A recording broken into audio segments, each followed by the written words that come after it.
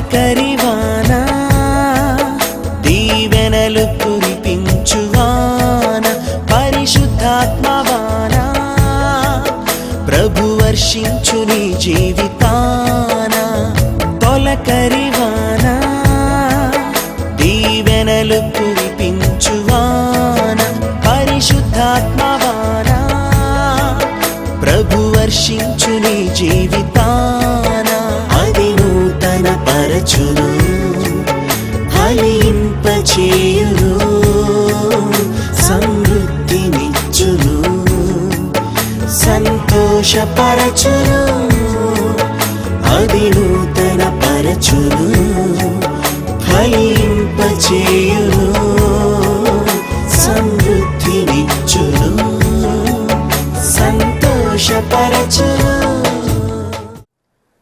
ప్రభునందు ప్రియ సహోదరి సహోదరులకు ప్రభువు యేసు క్రీస్తు నామంలో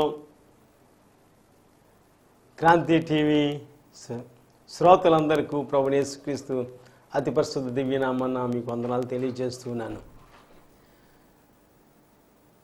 నిన్న నేడు నిరంతరము ఏకరీతిగా జీవిస్తున్న దేవుడు, కరుణా వాత్సల్యత గల దేవుడు గడిచిన దినములన్నిటి కూడా కాచి కాపాడి మరొక శ్రేష్టమైన దినాన్ని మనకు అనుగ్రహించి నడిపిస్తున్న ఆ దేవునికే స్తోత్రము, ఘనత, మహిమ, ప్రభావములు కలుగునుగాక. ఈరోజు ప్రభు మనతో ముచ్చటించాలని కోరుతున్నారు. తప్పనిసరిగా ఆశ కలిగిన ప్రాణాన్ని ప్రభు తృప్తిపరిచేవాడు. ఆయన ఏ ఒక్కరిని త్రోసివేసేవాడు కాదు. ఎవరికి ఏ మాట కావాలో ఆ మాటను విరిచి వడ్డించే సమర్థుడు ఆయన. వర్తమానంలోకి వెళ్ళే ముందు ప్రార్థించి ప్రభు యొక్క కనికరాన్ని కోరుకుందాము. అత్యున్నత సింహాసనం మీద ఆసీనుడును ప్రియ పరలోకపు తండ్రి, ఇదిగో మృతుడనైతిని కానీ యుగ యుగములు సజీవుడై ఉన్నానని చెప్పిన క్రీస్తు యేసు ప్రభు, నీకే వందనాలు, స్తుతులు, స్తోత్రాలు చెల్లిస్తున్నాం. నీ అపారమైన గడిచిన దినములన్నీ కూడా నీ రక్తంలో భద్రపరిచి కృపను అనుగ్రహించి మరొకసారి నాయనా నీ ప్రశస్త పాదాల దగ్గర నీ మాటను ధ్యానించి ఇచ్చిన ధన్యతను బట్టి నీకు వందనాలు చెల్లిస్తూ ఉన్నాం. ప్రియ తండ్రి, కూడిన ప్రతి బిడ్డను, నీ మాటలు ఇచ్చిన ప్రతి బిడ్డను యేసు అధికార నామంలో దర్శించమని ప్రార్థిస్తున్నాం.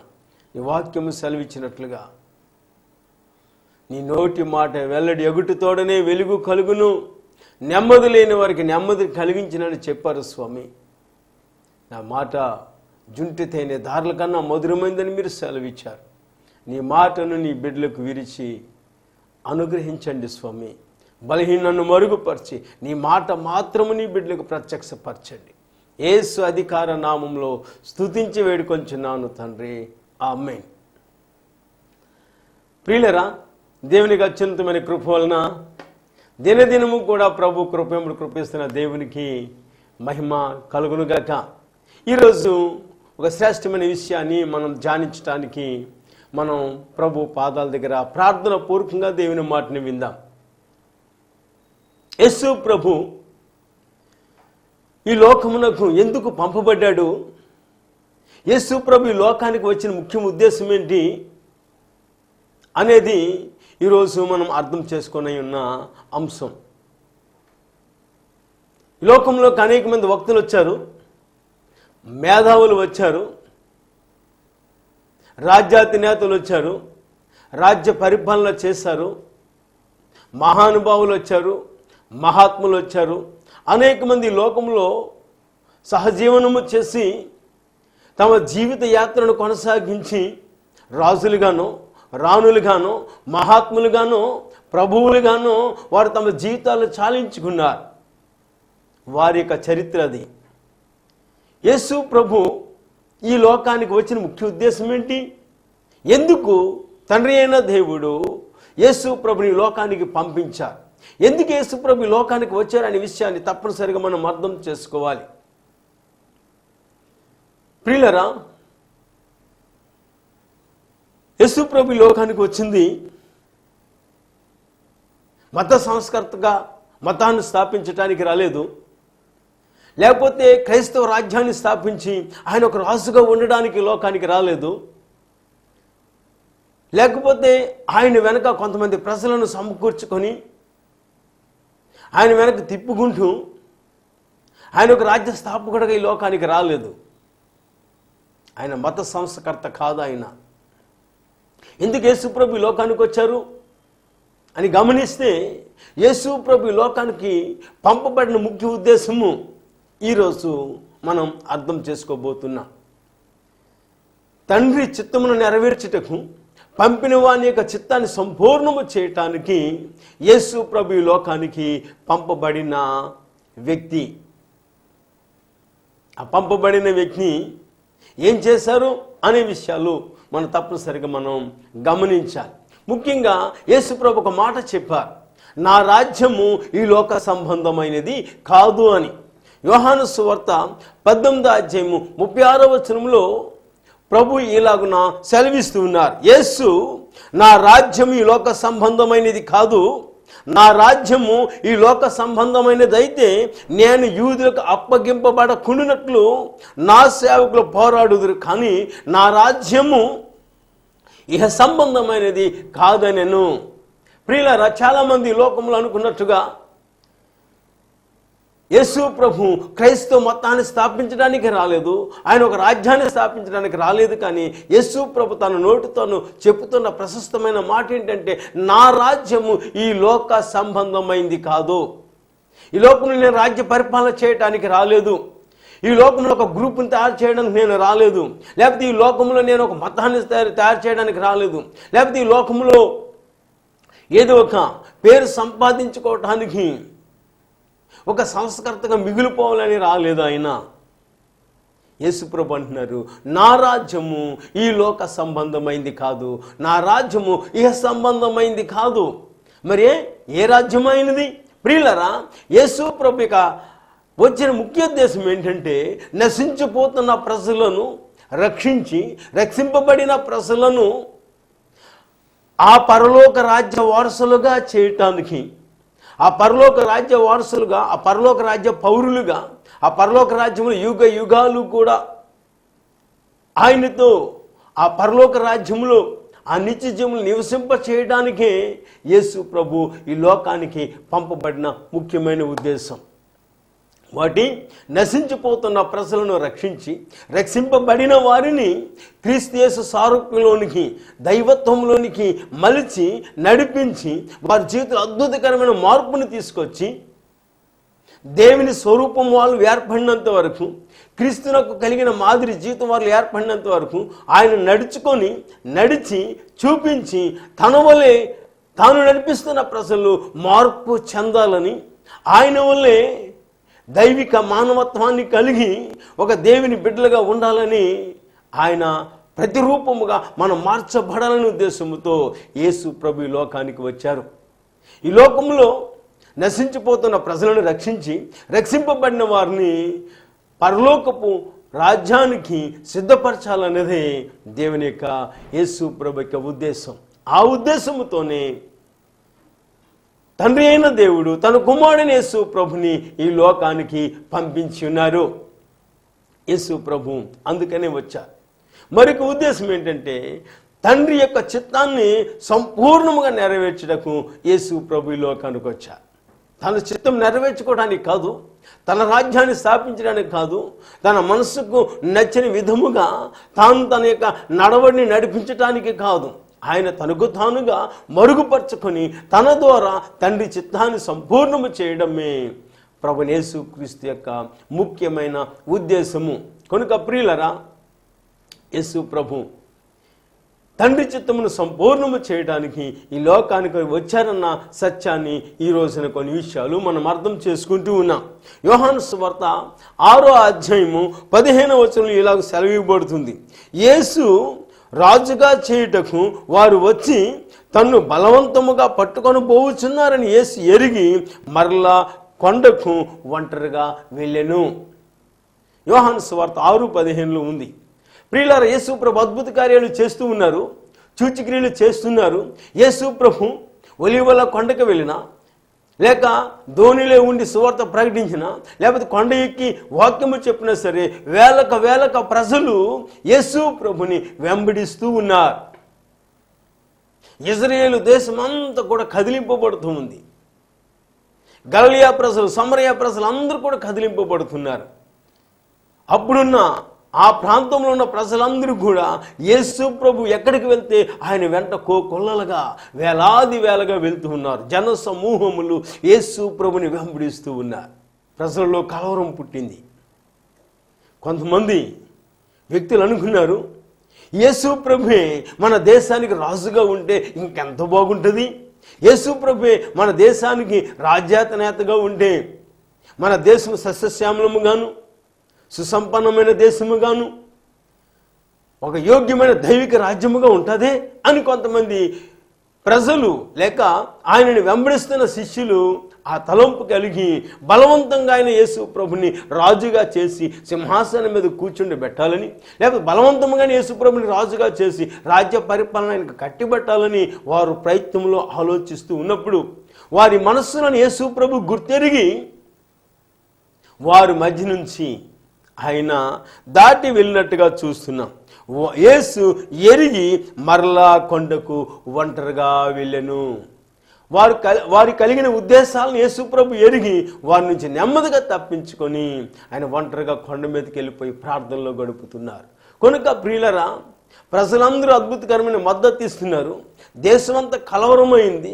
దేశ ప్రజలందరూ కూడా యేసు ప్రభు రాజుకుంటే ఎంత బాగుంటుంది అన్న ఉద్దేశంతో ప్రజలు వారిలో కలవరము పుడుతూ లేకపోతే అట్టి ప్రేరేపణ కలిగి ఒకరొకరు ప్రోత్సాహపరుచుకున్న సమయంలో యేసు ప్రభు రాజుగా ఉండుటకు తృణీకరించి ఆయన ఒంటరిగా కొండకు వెళ్ళి ప్రార్థనలో గడుపుతున్నారు. ప్రియులరా, దేశ ప్రజలందరూ ఏకమై ఆయన రాజుగా చేస్తే ఎవరినైనా ఆ విధంగా చేస్తే తృణీకరిస్తారా అండి?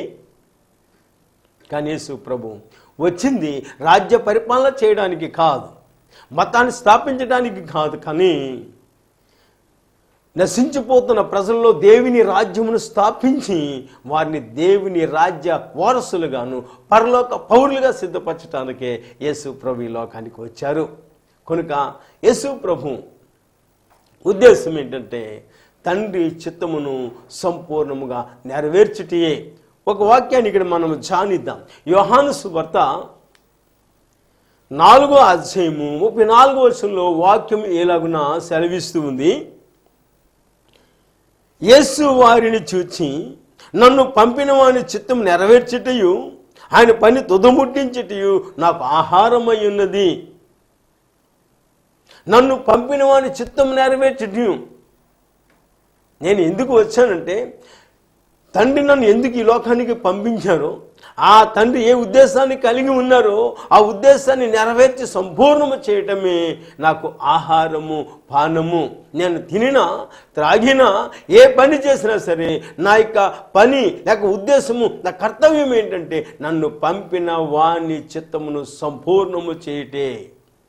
అది నా చిత్తమైంది లేక నా జీవితమై ఉందని యేసు ప్రభు తనకు తానుగా ఆ మాటను ఇక్కడ మనకి చెప్తూ ఉన్నారు. కనుక ప్రియులారా, యేసు ప్రభు లోకానికి వచ్చింది ఎందుకంటే తండ్రి చిత్తమును సంపూర్ణము చేసి ఆయన సంకల్పమును నెరవేర్చుటే ప్రభు యేసుక్రీస్తు యొక్క ముఖ్య ఉద్దేశం.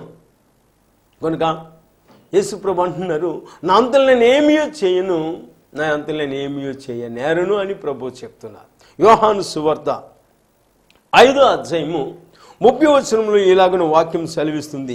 నా అంతటి నేను ఏమీ చేయలేను, నేను వినున్నట్లుగా తీర్పు తీర్చుచున్నాను. నన్ను పంపిన వాని చిత్త ప్రకారము చేయగోరుదును కానీ నా ఇష్ట ప్రకారము చేయగోరను. యేసు ప్రభు సంపూర్ణమైన మానవుడు, సంపూర్ణమైన దేవుని కుమారుడై ఉండి ఆయన సంపూర్ణమైన దైవిక వ్యక్తిత్వం కలిగిన వాడై ఉండి యేసు ప్రభు తన్ను తాను తగ్గించుకుంటూ తన్ను తాను మరుగు చేసుకొనుటూ నా ఇష్టము కాదు నన్ను పంపిన వాని చిత్తమునే నేను చేయగోరుదును. What a wonderful. యేసు ప్రభు చేయగలడు, తనంతలో తాను నిర్ణయాలు తీసుకోగలడు, తనంతలో తాను ఆ కర్తవ్యాన్ని నిర్వర్తించగలడు. కానీ తనకు తాను మరుచుపరుచుకుంటూ తండ్రికి అప్పగింపబడిన వాడి వల్లే, దేవుని చిత్తానికి అప్పగించుకున్న వాడి వల్లే తను తాను మరుగుపరుచుకొని తన జీవితాన్ని, తన చిత్తాన్ని, తన ఇష్టాన్ని ప్రక్కన పెట్టి తను పంపిన వాని చిత్తం నెరవేర్చడానికి ఒక అద్భుతకరమైన నిర్ణయాన్ని యేసు ప్రభు తీసుకొని ఉన్నారు. అందుకే యేసు ప్రభు అంటారు, నా అంతటి నేను ఏమీ చేయలేను. చేయలేరా? యేసు ప్రభు తనంతలో తాను చేయగలరు, కానీ ఆయన చేయటానికి ఇష్టపడలేదు. ఎందుకంటే ఆయన తన ఇష్టం నెరవేర్చడానికి ఈ లోకానికి రాలేదు, తన ఉద్దేశాన్ని తన సంకల్పాన్ని సంపూర్ణం చేయడానికి రాలేదు, కానీ తను పంపిన తండ్రి చిత్తాన్ని నెరవేర్చుటయు ఆయన పనిని సంపూర్ణము చేయటానికే యేసు ప్రభు వచ్చాడు. కనుక ఏ ఉద్దేశంతో యేసు ప్రభు వచ్చాడో, తండ్రి ఏ ఉద్దేశంతో తన కుమారుని లోకానికి పంపించాడో అదే తలంపుతో యేసు ప్రభు తన పరిచర్య యాత్రను కొనసాగిస్తున్నట్టుగా మనం చూస్తూ ఉన్నాం. ప్రియులారా, యేసు ప్రభు అంటున్నారు, నేను వినున్నట్లుగా తీర్పు తీర్చుచున్నాను. నా తండ్రి దగ్గర నేను ఏమి విన్నానో, ఆయన నీకు ఏమి బోధించారో, నా తండ్రి ఏమి చేయటి చూచానో అదే నేను మీకు తెలియపరుస్తున్నాను అని యేసు ప్రభు ఇక్కడ చెప్తూ ఉన్నారు. అందువలన నేను వినున్నట్లుగా చెప్తున్నాను. అందువల్ల నేను చెప్పిన మాట నా మాట కాదు, నన్ను పంపిన వాని మాట. నేను చేసే క్రియలు నా క్రియలు కాదు, నా తండ్రి ఎలాగో చేయట చూచునో అవి నేను మీదట చేస్తూ ఉన్నాను అని ప్రభు సెలవిస్తున్నాను. నేనేమి చూచానో, తండ్రి దగ్గర నేను ఏమి విన్నానో, ఆయన చేయట ఏది చూసి నేర్చుకున్నానో అదే నేను మీకు తెలియపరుస్తున్నాను. కనుక ప్రియులారా, యేసు ప్రభు తన ఇష్టాన్ని లేకపోతే తన యొక్క అజమాయిషిని ఈ లోకంలో నెరవేర్చడానికి రాలేదు, పరలోకపు తండ్రి చిత్తం నెరవేర్చడానికి యేసు ప్రభు లోకానికి వచ్చారు. ఈ రోజులు మనం చూస్తూ ఉన్నాం, పిల్లలు మొదలుకొని పెద్దవాళ్ళ వరకు కూడా తమ ఇష్టమనే జరిగిస్తూ ఉన్నారు. అరే బాబు, ఇది చేయకూడదురా అని తండ్రి పిల్లడితంటే నాన్న నా ఇష్టం అని చెప్పే పిల్లలు ఈ రోజుల్లో ఉన్నారు. భార్యతో భర్త అన్నాడు, ఇలా ఎందుకు చేస్తున్నావు? ఏమండి, నా ఇష్టం అండి అని చెప్పే స్త్రీలు భార్యలు కూడా మనం చూస్తున్నాం. కొంతమంది భర్తలు నా ఇష్టం అండి, అదేంటండి అని అంటే, నేను కష్టపడుతున్నాను, నేను తెస్తున్నాను, నా ఇష్ట ప్రకారం ఖర్చు పెట్టి కష్టమా, అది నీకు ఇష్టం లేదా అని కొన్నిసార్లు భార్య నివారించే వాళ్ళు కూడా ఉన్నారు. ఈ లోకంలో ప్రతి ఒక్కరు చిన్నపిల్లల నుంచి పెద్దవాళ్ళ వరకు వృద్ధుల వరకు తమ ఇష్టాన్ని నెరవేర్చుకోరుతున్నారు, కానీ తండ్రి చిత్తాన్ని దేవుని చిత్తం నెరవేర్చేవారు చాలా తక్కువ మంది అని ఈ రోజులో మనం గ్రహించగలం. ప్రియులరా, యేసు ప్రభు సంపూర్ణ దేవుని కుమారుడై ఉండి, సంపూర్ణ దైవిక వ్యక్తిత్వాన్ని కలిగిన వాడై ఉండి, తనంతలో తాను చేయ సమర్థుడై ఉండి తను మరుగుపరుచుకొని తనకు తానుగా ఆయన సిలువ వేసుకున్న వాడై తండ్రి చిత్తమును నెరవేర్చే అద్భుతమైన విధేయుడైన కుమారుడుగా యేసు ప్రభుని మనము చూస్తూ ఉన్నాము. ప్రియులారా, మరొక మాటను ఈ విధంగా మనము ధ్యానిద్దాం. యోహాను సువార్త 5వ అధ్యాయము 19వ వచనంలో ఒక వాక్యం ఎలాగో సెలవేయబడుతూ ఉంది. తండ్రి ఏది చేయట కుమారుడు చూచెనో అదే కానీ తనంతట తాను ఏది చేయనేరడు. ఆయన వేటిని చేయునో వాటినే కుమారుడును అలాగే చేయును. తండ్రి ఏది చేయట కుమారుడు చూచాడో, తండ్రి ఏ విధంగా చేయటము కుమారుడు చూచాడో అదే కానీ తనంతలో తాను యేసు ప్రభు ఏమీ కూడా ఆయన చేయటలేదు. అంటే తండ్రి చేసినది యేసు ప్రభు చూచారు, ఏది చూచాడో ఏది విన్నాడో అదే ఈ లోకములో ఆయన ఆ పనిని సంపూర్ణము చేస్తూ ఉన్నాడని మనం గుర్తిస్తున్నాం. కనుక ప్రియులారా, ఇక్కడ గమనించవలసిన విషయం ఏంటంటే, యేసు ప్రభు తండ్రి చిత్తాన్ని సంపూర్ణంగా నెరవేర్చేవాడిగాను, తనకు తాను ఉపేక్షించుకొని తండ్రి అప్పగించిన పని సంపూర్ణం చేయవాడిగా ఇక్కడ మనం చూస్తూ ఉన్నాం. ఏమి చూచాడో, ఏమి విన్నాడో, ఏమి నేర్చుకున్నాడో, తండ్రి ఎలాగో చేయటం చూసినో కుమారుడును అలాగునే చేయును.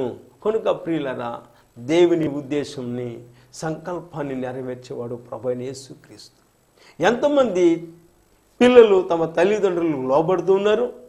ఎంతమంది పిల్లలు నా ఇష్టము కాదమ్మా, నా ఇష్టం కాదు నాన్న, నువ్వు చెప్పినట్టే నేను చేస్తాను. ఎంతమంది పిల్లలు ఈ రోజున తల్లిదండ్రుల మాటలు విని లోబడేవారు ఉన్నారు? జాగ్రత్త కుమారులారా, కుమార్తెలారా, ఒకవేళ మీ తల్లిదండ్రులకు మీరు అవిధేయులు అయితే, వారి మాటకు విధేయత చూపించకుండా మీ ఇష్టం నెరవేర్చుకుంటూ మీ యొక్క ధోరణిలు మీరు వెళ్తూ ఉంటే మీ జీవితాల్లో సఫలము కావేమో. కనుక ప్రతి కుమారుడు ప్రతి కుమార్తె దేవునికి అప్పగించుకోండి, దేవుని వాక్యానికి అప్పగించుకోండి. నేను కని పెంచి పెద్దవాళ్ళుగా చేస్తున్న నీ తల్లిదండ్రులకు పూర్తిగా అప్పగించుకోనండి. అప్పుడు నీ జీవితం సఫలము కాగలదు. ఆ విధంగా మనం ఈ చక్కని పాఠాన్ని యేసు ప్రభు అనే కుమారుడి దగ్గర మనం నేర్చుకుంటూ ఉన్నాం. యేసు ప్రభు ఏ విధంగా అయితే తండ్రికి లోబడ్డాడో, తండ్రికి విధేయుడయ్యాడో, సిలువ మరణము పొందినంతగా తను తాను అప్పగించుకున్నాడో, ఆ విధంగా మనం మన తల్లిదండ్రులకు అప్పగించుకునే పిల్లలుగా ఉండడం అనేది మనం నేర్చుకుంటే మనం వర్ధిల్లగలం. కనుక మరొక మాటని ఇక్కడ మనం చూస్తాం. యోహాను సువార్త 12వ అధ్యాయము 49వ వచనంలో ఈ విధంగా ఉంది. ఏలయనగా నా అంతట నేనే మాట్లాడలేదు, నేను ఏమి అనవలనో ఏమి మాట్లాడవలనో దాని గూర్చి నన్ను పంపిన తండ్రి నాకు ఆజ్ఞ ఇచ్చి ఉన్నాడు. అద్భుతం. ఏలయనగా నా అంతట నేనే మాట్లాడలేదు, ఎందుకంటే నేను ఏమనవలనో ఏమి మాట్లాడవలనో ఏమి విన్నానో తండ్రి ఏమి చేయటం చూశానో దానినే నేను మీకు తెలియపరుస్తూ ఉన్నాను. నా తండ్రి నాకు ఆజ్ఞాపించినట్లుగా నేను చేస్తూ ఉన్నా. కనుక ప్రియులరా, తండ్రి చిత్తమును నెరవేర్చి దాన్ని సంపూర్ణము చేయవాడు ప్రభు అయిన యేసుక్రీస్తు అని ఇక్కడ మనం చూస్తున్నాం. కనుక తండ్రి చిత్తం ఏంటి? ఎవరు కూడా నశించిపోవటం తండ్రికి ఇష్టము కాదు. యోహాను సువార్త 3వ అధ్యాయము 16వ వచనంలో వాక్యం ఎలాగో సెలవిస్తుంది. దేవుడు లోకమును ఎంతో ప్రేమించెను, కాగా ఆయన తన అద్వితీయ కుమారునిగా పుట్టిన వాని యందు విశ్వాసముంచు ప్రతి వాడును నశింపక నిత్యజీవం పొందినట్లు ఆయనను అనుగ్రహించెను. ప్రియులరా, అదే దేవుని ఉద్దేశం. దేవుడు లోకమంతటినీ ప్రేమిస్తున్నాడు. ఎంతగా ప్రేమిస్తున్నాడంటే మనము కొలవలేనంతగా, తూయలేనంతగా దేవుడు మనల్ని ప్రేమిస్తున్నాడు. ఆయన మనల్ని ప్రేమిస్తున్నాడు కనుకనే ఈ లోకము నశించిపోతున్న మానవులైన మనల్ని రక్షించడానికి తన కుమారుడు, ఏకైక కుమారుడిని, జనదైక కుమారుడిని, అద్వితీయ కుమారుడిని పంపటానికి పరలోకపు తండ్రి వెనుకాడలేదు. ఎందుకు తండ్రి పంపించాడు? ఆయన విశ్వాసముంచి ప్రతి వాడును నశింపక నిత్య జీవము పొందినట్లు ఆయనను అనుగ్రహించను. కనుక ప్రియులరా, దేవుని ఉద్దేశం ఏంటంటే సర్వ మానవాళి రక్షింపబడి వారి పాపశాప నుంచి విమోచింపబడి తాను పంపిన కుమారుని యందు విశ్వాసముంచి విశ్వాసము ద్వారా నీతిమంతులుగా తీర్చబడి వారి నిత్య జీవ వారసులు కావాలన్నదే పరలోకపు తండ్రి యొక్క ఇష్టం. ఆ ఇష్టం సంపూర్ణము చేయడానికి పంపబడిన వాడే ప్రభు అయిన యేసుక్రీస్తు. కనుక ప్రియులరా, మనం నశించిపోవటం పరలోకపు తండ్రికి ఇష్టము లేదు. ఆయన వేదనతో ఉన్నాడు. అయ్యో, నా పోలికలో నా స్వరూపంలో నేను సృష్టించిన నా ప్రజలు నాకు దూరం అయిపోయారే. ఏ విధంగా ఆ ప్రజలను మరలా తిరిగి నాకు సమీపస్తులుగా చేసుకోవాలి, ఏ విధంగా నేను నా ప్రజలను మరలా తిరిగి నాతో సంబంధము కలిగించుకోవాలి అని దేవుడు ఆలోచించి అలనాడు ప్రవక్తలను పంపించారు, లేవీలను పంపించాడు, యాజకులను పంపించారు, న్యాయాధిపతులను పంపించారు. అయినను లోక ప్రజలు ఆయన మాట విని లోబడిన వారిగా ఉన్నారు. ఆ కారణం చేత చివరికి నా కుమారుని నేను పంపిస్తే నా కుమారుని సన్మానిస్తారు, నా కుమారునికి లోపడతారని చివరికి తన కుమారుని యేసు ప్రభువునే దేవుడు ఈ లోకానికి పంపించారు. అయితే ఏం జరిగింది తెలుసా? ఆ కుమారుడు వారసుడని ఆ దాసుని ఎరిగి అతను కొట్టి చంపి తోటకు వెలుపల పడవేశారు. అదే శిక్ష యేసు ప్రభుకి ప్రజలు వేశారు. కనుక ప్రియులరా, దేవుని ఉద్దేశం ఏంటంటే మనల్ని ప్రేమిస్తున్న దేవుడు మనల్ని రక్షించాలని, మన పాపశాపం నుంచి విమోచించాలని చివరికి తన కుమారుని యేసు ప్రభునే లోకానికి పంపించారు. ఆయన ద్వారా తాను పంపిన కుమారుని ద్వారా తన ఉద్దేశం సఫలము చేయాలని, నెరవేర్చి సంపూర్ణము చేయాలని. కారణం, ప్రవక్తల ద్వారా ప్రజలు విడుదల పొందలేదే, వారు ప్రవక్తలు ఏమీ చేయలేకపోయారు. ప్రధాన యాజకుడు తనదు కాని రక్తము చేత పట్టుకుని అతి పరిశుద్ధ స్థలంలో ప్రవేశించేవాడు, కానీ తను బలి అయ్యే పరిశుద్ధ రక్తాన్ని కలిగిన వాడు కాడు. కనుక చివరికి నీ కోసం, నా కోసం, సర్వ మానవాళి పాప విమోచన కోసం దేవుడే తన కుమారుని బలి పశువుగా ఈ లోకానికి పంపించవలసిన విషయము ఏర్పడింది. అదే దేవుని ఉద్దేశం. కనుక ప్రియులరా, యేసు ప్రభు చెప్తున్నారు, నా తండ్రి నాకేమి ఆజ్ఞాపించారో ఆ ఆజ్ఞ నేను సంపూర్ణం చేయటానికి ఈ లోకానికి వచ్చానని ప్రభు సెలవిస్తూ ఉన్నారు. మరొక మాటని ఇక్కడ మనం చూద్దాం. యెషయా 12వ అధ్యాయము 44-45 వచనాల్లో ఈ విధంగా ఒక మాట ఉంది. నాయందు విశ్వాసముంచేవాడు, నాయందు కాదు నన్ను పంపిన వాని యందే విశ్వాసముంచుచున్నాడు. నన్ను చూచువాడు నన్ను పంపిన వానిని చూచుచున్నాడు. ప్రియులరా, వాస్తవం ఏంటంటే ఎవరైతే యేసుప్రభునందు విశ్వాసం ఉంచుతారో వారు వానిని పంపిన వాని యందు విశ్వాసం ఉంచువారని ప్రభు చెప్తూ ఉన్నారు. యేసుప్రభుకి ఎవరు విధేయులు అవుతారో తను పంపిన వానికి వారు విధేయులు అని ప్రభు చెప్తూ ఉన్నారు. ఎవరు యేసుప్రభు మాటకు లోబడతారో వారు దేవుని మాటకు లోబడిన వారు. ఎందుకు అంటే యేసుప్రభు మాట ఆయన మాట కాదు, తను పంపిన వాని మాట. యేసుప్రభు జరిగించే చిత్తం తన చిత్తము కాదు, తను పంపిన వాని చిత్తం. అందువల్ల యేసుప్రభుకు లోబడితే తండ్రికి లోబడినట్లే.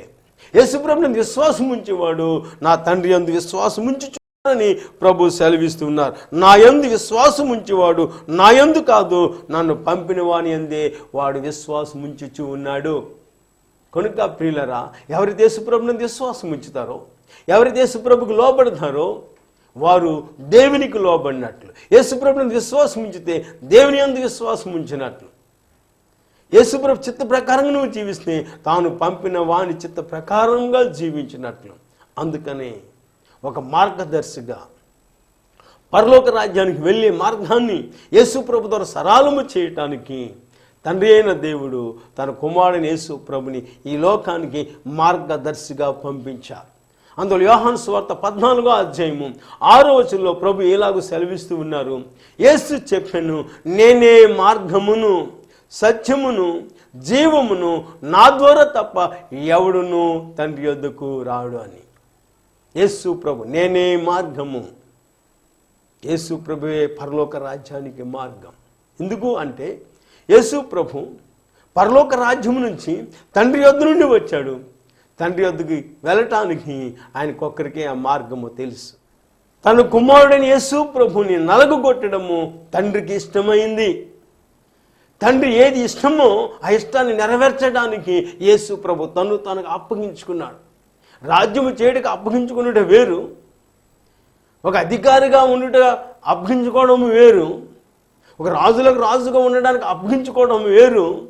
శ్రమకు, సిలువకు, నిందకు, బాధకు, వ్యాధికి అప్పగించుకోవడం అది చాలా అద్భుతం. ప్రియులరా, యేసు ప్రభుని నలగొట్టుట తండ్రికి ఇష్టమైన, యెహోవాకి ఇష్టమైన.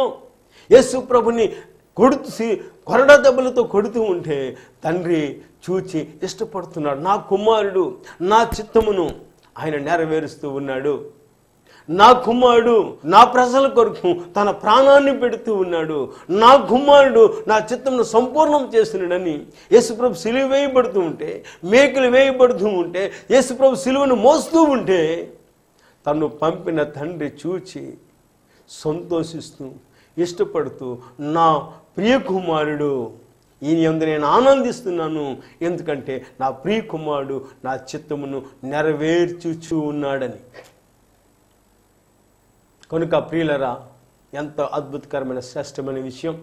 యేసు ప్రభు నలగొట్టబడుట, సిలువ వేయబడుట, యేసు ప్రభు వ్యాధిగ్రస్తుడై ఉండుట తండ్రికి ఇష్టమైంది. ఆ విధంగా తండ్రే యేసు ప్రభుని సిలువకు అప్పగించాడు. అప్పగింపబడ ద్వారా, ఆ బలియాగము ద్వారా తన ప్రజలైన వారు రక్షింపబడి, పాప శాపం నుంచి విమోచింపబడి పరలోక రాజ్య వారసులుగా ఉండటానికి పంపబడిన ఆ మార్గదర్శి ప్రభు అయిన యేసుక్రీస్తు. కనుక ప్రియ సహోదరి సహోదరులారా, ఈ సమయంలో మనం నేర్చుకుంటున్న గొప్ప విషయం ఏంటంటే, యేసు ప్రభు ఈ లోకంలో రాజ్యం స్థాపించడానికి, మతము స్థాపించడానికి రాలేదు, కానీ తండ్రి చిత్తం నెరవేర్చుటకును ఆ చిత్తంలో మనం ఉండాలనేది తండ్రి యొక్క ఉద్దేశం, యేసు ప్రభు యొక్క ఉద్దేశం.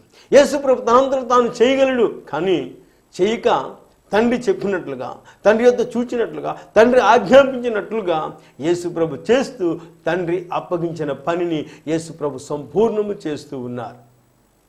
మనం ఏమై ఉన్నాం? మనం లోబడుతున్నామా? పశ్చాత్తాపడుతూ ఉన్నామా? మనం మన ఇష్టానుసారంగా జీవిస్తున్నామా?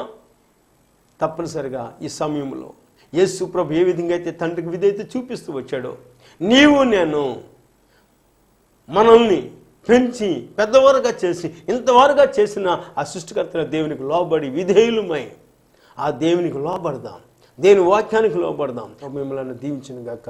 ఆమేన్. ప్రార్థన చేసుకుందాం. కృపా సత్య సంపూర్ణుడా, ఈరోజు మేము నేర్చుకున్న సత్యాన్ని నీ పాదాల దగ్గర పెడుతూ ఉన్నాం. అవును నాయనా,